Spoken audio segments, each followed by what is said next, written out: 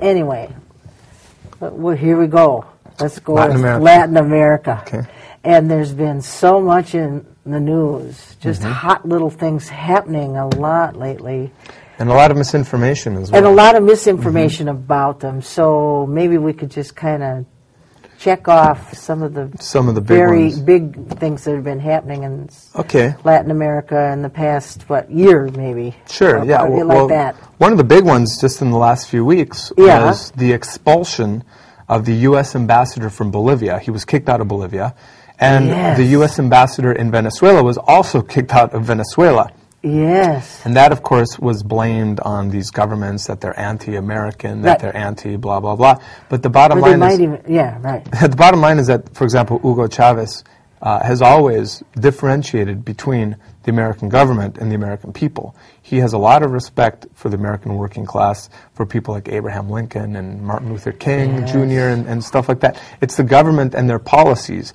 And these governments, like I said, the example of ordinary people taking their lives into their own hands and taking over these resources, which the big multinational corporations somehow seem to think that they should be theirs to exploit as opposed to being put to use for the people. Right. It's been proven time and again through Freedom of Information Act requests that the United States government, through their embassies throughout the world, not just in Latin America, have supported coups, have supported opposition movements that are not at all democratic, have pumped millions and millions of dollars into these countries in order to destabilize their internal politics. For example, the National Endowment for Democracy, which sounds like a nice name, Endowment for Democracy, but the bottom line is it's essentially a CIA front to help overthrow governments that are unfriendly to U.S. corporate interests. And very often the democratic governments. Well, yes, Hugo Chavez has been democratically elected. Who want to keep their resources for their own people. Yes, these folks have been elected democratically time and again. Right. And they really do reflect, in sometimes a contradictory way, the will of the masses of the people to really change their societies. So in Bolivia, they organized, just like they did against Allende in the 1970s, and they eventually overthrew him, just like they've done throughout Central America and Latin America for decades.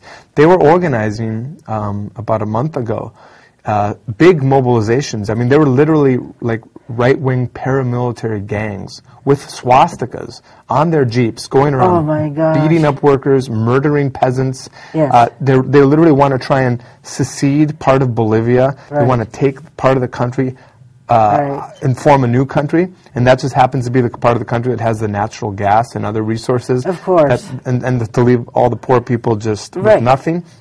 And this has all been supported by the U.S. government. By the U.S. and so our tax dollars. By the U.S. taxpayers' dollars. So the ambassador was kicked out of Bolivia.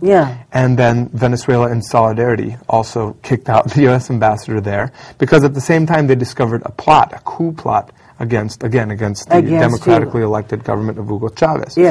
And so he was kicked out. So then, of course, the United States kicked out the Venezuelan ambassador and so on. So that's been in the news lately, but they always try and put the twist on it, like they do, like saying that these countries, they're not participating in the war on drugs, and they're not, they're harboring terrorists. They're harboring terrorists. That's the big catchphrase, of course. Accuse anybody of being a terrorist, and you can do whatever you want. But the good thing is that the people in the United States are much more savvy, I think, now, or increasingly savvy to this kind of distortion, these kinds of lies.